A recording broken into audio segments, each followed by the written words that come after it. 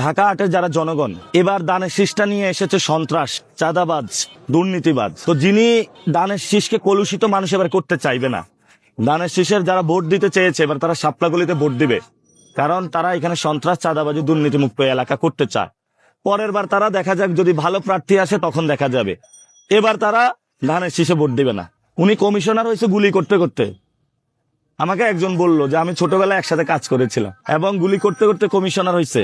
এগুলো তো আমরা জানি, ইতিহাস জানি। যখন যুব দলের সভাপতি হয়েছে পকেটে কয় টাকা ছিল, একজন নিয়ে বলছে ঠিক আছে তোরে পরিবহনের সভাপতি বানায় দিলাম, তুই এটা কইরা খা। গয়েশ্বরকে বাস মালিকের সমিতির সভাপতি বানায় দিছে, এটা কইরা খাইছে। তো গয়েশ্বর তো এরকম সন্ত্রাসী কার্যক্রম চালায় না, উনি এত চালায় কেন? এবং পুরো বাংলাদেশের পরিবহন সেক্টরের একটা বড় মাফিয়া।